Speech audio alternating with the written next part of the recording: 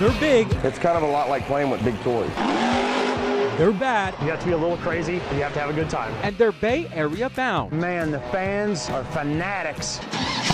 Start your supercharged engines. Whoa, it's like a roller coaster. This is Monster Jam 2018. ABC7 presents Under the Hood, brought to you by Monster Jam.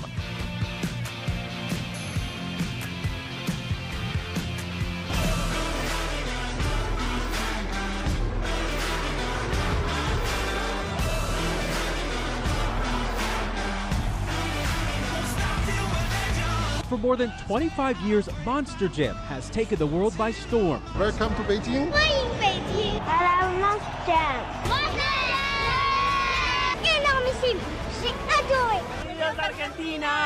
Entertaining millions of families on 5 continents across the globe.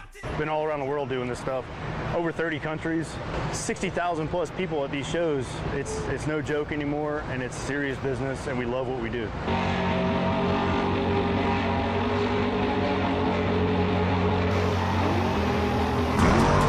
Behind the wheel of Monster Jam truck Max D is 11-time world champion Tom Mintz. Tom is the first athlete in Monster Jam history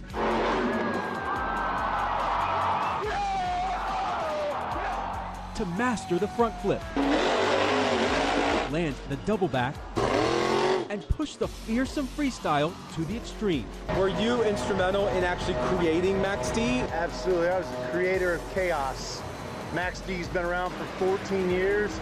It's been 14 years, the best times of my life. You know, driving a Monster Jam truck is epic, cool, sensational, very empowering, and I love doing it. Another fan favorite bringing precision and power to the track is mutant driver Tony Saucier. And he nails the mutant backflip ramp! So what does it take to actually do one of these backflips? This is where you actually have to go up to. Yep, this is it. This is like hitting what it is, literally a wall. You want to make sure you're coming at it straight, of course. You don't want it to get off to left, off to the right. You want to hit it just with a nice steady pace, steady throttle. Once the front tires, you feel the front tires go up the ramp, you got to be patient. Wait for it to actually hit the face of the wall, what I call the wall. Then you're literally, you should have enough momentum, just enough momentum to just blip the throttle, I call it. It'll set the truck up in the air, hit it again, you'll feel the rear tires kick it as well, and hit it again, and that momentum that you already have coming to it should automatically rotate the truck. Should is the key word. It's always a 50-50 shot on the backflip. I drive one hand on the steering wheel, my left hand on the wheel, and we have a toggle switch that we activate with our thumb for the rear steer. So it's left, right, shift up, shift down, rear steer this way. There's a whole lot going on inside. It's a lot going on. You're juggling. It's almost like you're juggling in there. In the meantime, you're strapped in with multi-point harnesses, Hans device, head sock, helmet, fire suit. Each seat is built specifically to each driver, much like you get fitted for a suit. So that's my seat. Nobody can fit in that seat but me. And the visibility is very limited, so a lot of this is going by feel, and it just comes with time. But the feeling, I'm sure, when you land it, I'm sure that feeling is incredible. It's incredible, and it happens like that. You have to have an attitude, you have to be a little crazy, and you have to have a good time. The bad boy of Monster Jam, BJ here with Gas Monkey, Team Gas Monkey. Did you ever think that you would be a driver for a Monster Jam truck? No, actually, I went to a show when I was probably like 8 years old with my dad. I sat in the tire like the little kids do at the pit parties. I was that little kid that had a huge dream, and I tell people dreams come true because look at us now. You didn't start just driving it. I mean, there's obviously a process that you went through in your career. When I kind of got my foot in the door with the team, it was an independent company. A husband and wife team actually hired me, and he always told me that you'll be a lot better driver if you know the truck. The bowl gear actually rides inside of the hub. And I've always been a motorhead, kind of working on stuff mechanic-wise. So 6-7 months into it, I could rebuild a truck and working my way up, and then just kind of got the shot one weekend. Was like, hey, you're gonna have to drive this weekend. My wife can't drive. So the first truck I ever drove was hot pink. It was cool. It was a girl's truck, but I drove, won all 3 shows. 17 years later, I'm still here doing it. You have 2 daughters? I have 3 daughters. 3 daughters. Do they want to grow up to be Monster Jam truck drivers or somewhere in the Monster Jam world? Yeah, my 3 little girls, they know that daddy's a racer and I'm gone and I travel a lot, and they're my biggest fans, even my family. They love Monster Jam, they love the trucks, they love what we do. So you have a potential of passing down this legacy. I do, and I'll pass it down to girls because every weekend we race with women and there are no slouches. I get beat by the best of them out here. Even the girls. Even the girls. I'm not happy about it, but even the girls. One of those female athletes bringing girl power to the Monster Jam roster is Wonder Woman driver Lindsay Reed. And you debuted Wonder Woman. I did. For Monster Jam. I did, because I love it. It's such a bold character, and it just shows so much strength and courage, and that's really what I'm all about. How does it feel like racing against these guys? You know, it's fun. Like, I love being one of the only girls out here because I could represent. I have a daughter myself, and so to show her that we can come out here and do this as well is just so great. Everybody wants to see the pretty face that can put on the helmet and get serious and go out there and kick butt. So what does it take to turn ordinary drivers into world-class superstar athletes? A crash course at Monster Jam University, located in Paxton, Illinois. This university is unlike any classroom you've ever seen. Now, you are, I hear, the professor of Monster Jam University. What is it like teaching these newcomers, and how do you get them to understand what they're doing? It can be challenging, but the best part about it is it can be very rewarding. You know, we audition our drivers, we find out what their talents are, where they need work, and then we go into training. They actually drive the Monster Jam trucks, just like full competition. They have classroom studies, you know, and they just progress little by little. To see the ability of our one-year professional driver now compared to what it was, say, 10 years ago, it's epic. The next one to the floor, and then just sit down. Ugh. It's a tight squeeze. Wow. So getting in here, there's a lot of metal all the way around. There's a roll cage, and then there's a number of levers over here, and buttons. And then of course you have the steering wheel, and you also have, what is this over here? Gas pedal. This is the gas pedal that has a little safety device right there, so you can push back on the gas if you need to. And then you have the brake, and then this one is called what? A brace pedal. A brace pedal. So you brace your body for impact. Brace your body for impact. Yes. Sounds dangerous. The steering wheel came off. While I wasn't qualified to drive a Monster Jam truck, This is so cool. A childhood dream for sure. the next best thing, a backseat ride in the biggest and most iconic star of Monster Jam, Gravedigger. All right, so Tom Dixon is our driver, and he's going to take us around, and he's going to give us one ride we will never forget. We're going to do some donuts. Yes, we will. Whoa! Whoa! It's like a roller coaster. Whoa! So cool. Whoa! Wow, that was cool. So cool. Coming up, It's not a Monster Jam truck until it looks like a Monster Jam truck. So much goes into making these trucks look like your favorite characters. We're here at the body shop. We're going to show you how it works. that and much more when Monster Jam Under the Hood returns. The Monster Jam shop has been in overdrive getting ready for the all-new 2018 season, and it all starts right here. Before the Monster Jam trucks roll into the Bay Area, each one is designed, painted, assembled, and accessorized at their massive headquarters just outside of Tampa, Florida. But not all Monster Jam trucks are built from the ground up. Of course, those Monster Jam fans love it when their favorite Monster Jam truck crashes. This is the graveyard of damaged parts. Job security for Tony, right? Oh, yeah. So whenever all those crashes happen, the missing parts come here, and you have to piece them back together. Yes, sir. First, we got to salvage what we can, make sure it's repairable, and if not, then it ends up going in the dumpster usually, but most of the time we can save it. This right here would be El Toro Loco horns. These, as you can imagine, probably get messed up quite often. So are they hard to repair? Like when you see a fiberglass piece like this, is this really difficult to repair, or do you just have to kind of scrap it, throw it away? No, this is repairable actually. What we would do is we would grind the inside of it, and then we would make a rough skin out for the inside and then glass it from up top. And then after that, we would go inside and put some reinforcement glass on the inside and then be a brand new part. And this would be the digger pile. This is the digger pile? Yep. There you go. Nice. Yeah, it's not in too bad a condition. A little crack here, a little down there. This piece breaks quite often on the diggers. It's where the windshield mounts. So we'll just grind on this end, grind on the other end on the actual truck, and then set it back in there and glass it back in. You try to salvage every single part that you can, Yep. right? Oh, yeah. Because it's money and it's also time Yep. that it saves you. Oh, yeah. Of all the Monster Jam trucks, when you see a crash of any particular one, which one just makes you cringe, just makes you go, ouch? This one right here, probably. El Toro Loco? Loco, yeah.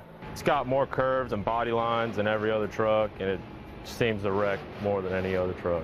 He's got a chipped tooth, yeah. El Toro Loco, he's pretty rough out there. Oh, yeah. Inside the body shop, building a Monster Jam truck begins with the fiberglass. This is the son of a digger body, and as you can see, it's just plain. Up there we have Scooby-Doo roofs. How many fiberglass parts does each monster truck usually have? Usually about 8 pieces average for each truck, because you'll have a right side, left side, hood, cowl, roof, tail. It's a lot of pieces that you got to remember which side. After you guys have these fiberglass bodies into your shop, what happens after that? We bring it over here to the floor grinding booths. What are those blue lines over here? We have different cutouts for every truck, and you just lay them on here, you trace it out. And then we take our cut-off wheels, cut all the lines, go back with our grinder, straighten everything out real quick, and then after it gets sanded and scuffed, send it over to paint. How long does it take you to do this work? Honestly, it can take up to a whole 8-hour day to get a whole truck finished, and that's not even including paint time, that's just getting it ready to get painted. So Shane, this is what they look like when they come to you. A lot goes into this process. How do you give these parts life? We make our own paints right here.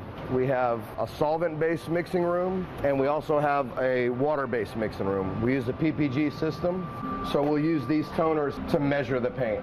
So that'll give you, to the gram, the exact color every time. So we have a consistent color each time. We're really trying to transition to 100% Enviro-based paint. So we're using more and more of that product now. But we use gallons and gallons and gallons of paint in just a month. And it's down to a science, it sounds like. It really is. Let's say for the Wonder Woman, we have a certain silver, a certain candy that we use, and a certain gray that we use. So everywhere we look as paint specialists, we're reminded of what we need to do to make sure that that color looks just right. So this is Gas Monkey Green. It's called Sublime Green. Sublime Green, all right. It's go time. It was time to put my painting skills to the test.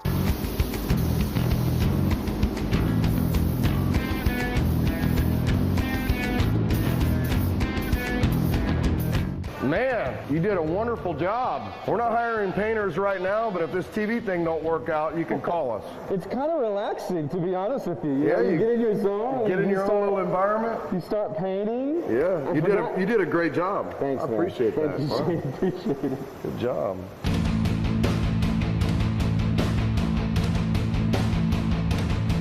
When it comes to the fine details, a Monster Jam truck like Gravedigger literally becomes a work of art on wheels.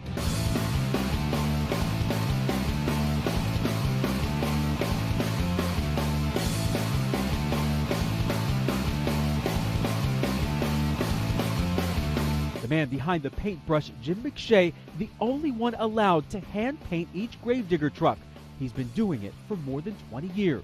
Gravedigger is the crown jewel of Monster Jam, It's the right? most popular monster truck in the world, and I'm honored to be painting it. So how long does it take for you to paint a Gravedigger truck? Start to finish, I do 2 sides. It takes me approximately 30-some hours. The design's the same. The only thing that changes sometimes would be the tombstones with the newer trucks that come on the circuit. This is my spray gun I use to do the greens and so forth, the bigger part of the truck. This is an airbrush that I use to do any part of the hazing and so forth, the airbrush work. This is all hand lettered. There's no stencil for that. That's the true freehand. This is you. This is all Yes, your that's writing. all freehand, yes. This is every kid's childhood dream, and I'm fulfilling mine right now. There you go. At 36 years old. Good for you. It's so cool to see it come alive like this. He just lettered the grave digger. Awesome. Yes. Cool. These are our dragon horns. Final pit stop in the Monster Jam body shop, the accessory department. Steven here gives all of the Monster Jam trucks the personality that all the fans absolutely love. This is where all the fun and stuff begins. We do the tails, the tongues, the ears for all the mutt trucks. Wonder Woman lasso and all the lights for Alien. This is our inner structure to our zombie arm. We have some 1 3/4 inch tubing, and then we'll insert some fiberglass rods to give it a little bit of flexibility, and then we put some rubber fingers in there so that they wiggle. So those over there, inside of those is this? Yes, it's a big hit out there. The fans love it. Coming up, A monster truck has more moving parts than any other race vehicle built in the world. we go inside a monster of a garage to see what makes these mean machines go. That's next.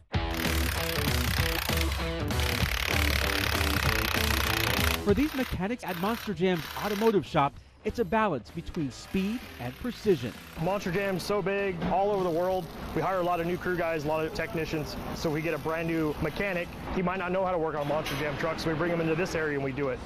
This board is actually to teach someone electrical. So everything you see on this table right here is actually what's inside of a Monster Jam truck. This is the first thing we teach everyone because the electrical is a little complicated in them and it's how everybody learns it. We have a truck that's actually the Monster Jam training truck. The guys right now are going through class. Turn your keyway up. Yep. Every part and piece has a place it has to be. We have a criteria that they got to meet, they've got to learn. Now go around and hit all your studs and tighten them up. So these guys are in training right now on speed. They know how to put one together, but they need to do it in a hurry. Controlled chaos. Because it's critical. And the fans want to see Gravedigger get back in there. They do. They want every or Gas Monkey. Every truck they see at introductions better be running at the end of the night. So that's why we do what we do here. Nothing about a Monster Jam truck is average, and the engine is no exception. Each custom-built, supercharged methanol-injected engine is built for short, high-powered bursts of speed. Okay, so your Monster Jam truck isn't going anywhere unless everything is in place here. Right. So this is a Monster Jam rear end housing. And if we look right through here, there's 3 gears in the corners and a gear in the center. So it's 3 to 1. It's more torque. This is how a 12,000-pound monster truck can do a wheelie. It has to be geared down that far. Monster Jam trucks can fly as high as 35 feet in the air and as far as 130 feet in distance. The nitrogen-charged shocks help a truck bounce back from those jaw-dropping jumps and landings. The shocks are what takes the abuse out of your body in all drivers. And we can't perform the way we want to properly perform unless these things are working properly. Everybody drives different, so everybody kind of gets a different shock package. With 56 trucks at Feld owns and Monster Jam, it's 8 shocks per truck. So I mean, it's that full-time job. This is a very important job. So the piston slides back and forth. It's moving fluid back and forth. This side would be oil and this side would be nitrogen. So it's a nitrogen compressed shock. So as you jump, it falls out and it compresses. It acts like a spring, but it's actually gas. So it's not springs like we think of springs. You think it's a coil spring inside, everybody does, but no, it's actually compressing gas. So it's just like taking compressed gas and pushing it, and the tighter it gets, the softer the impact takes. A Monster Jam tire is 66 tall, 43 wide, takes a 25-inch rim. We used to always just get tires out of from a fertilizer spreader in the field and stuff like that. BKT came on board with Monster Jam and built us a Monster Jam truck use only. So the tire's a little bit more lightweight. It's a lot user-friendly for crew guys and drivers because the tire actually compresses and takes some of the shock out of your body when you land. Tires on a Monster Jam truck can weigh up to 900 pounds each. Changing one, well, that was much harder than I thought. You have to roll it. Okay, I can't do it. That's all you got? That's it. 2 Monster Jam technicians knowing exactly what they do can tire a truck up in about 10 minutes. Very cool. You have to be in shape. Yeah, I'm a little winded. So Monster Jam trucks don't do a lot of driving. You have to haul them in trailers. Yeah, this is Monster Jam Shop on Wheels. This is the home of where we keep the trucks traveling down the road. There's 8 tires in the front. There's enough parts to put 2 trucks back together. Spare motors, spare transmissions, 2 trucks, a giant toolbox, and then usually a 4-wheeler. We take a 4-wheeler with us to tow the toolbox around and the jack. And the nitrogen tanks, I mean, everything is inside here. They're 80,000 pounds. They're completely loaded, maxed out, but everything's in here what you need for keep them rolling. Brought to you by Monster Jam.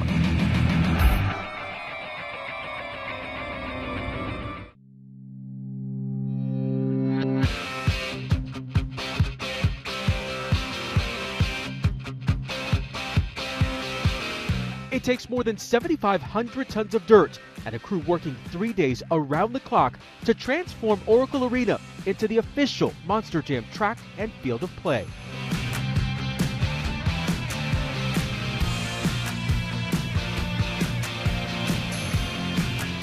The dirt is our stage, so every jump you see is what we call the Monster Jam stage. It's our floor.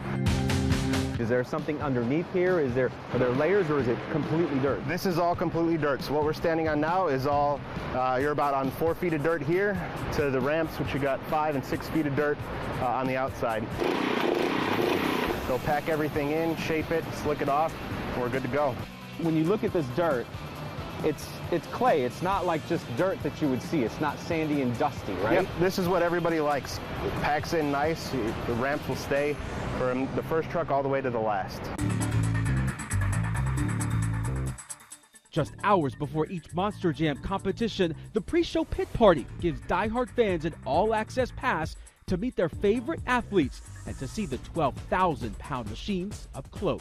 My favorite part's the little kids that come up that have little drawn-on tattoos and stuff, and they have mohawks, and it's great. You know, the fans are the reason I have a job. If I don't have my fans, I don't have a job. You know, and I make sure that every single show they get their money's worth. They spend their hard-earned money to come see me, and I'm going to give them a show for that 2 hours of the night. I'm a family guy, so to see people bringing their children to these shows and to see them jumping up and down and cheering, it means a lot. Man, the fans are fanatics. It's great to see their love match the love of my driving.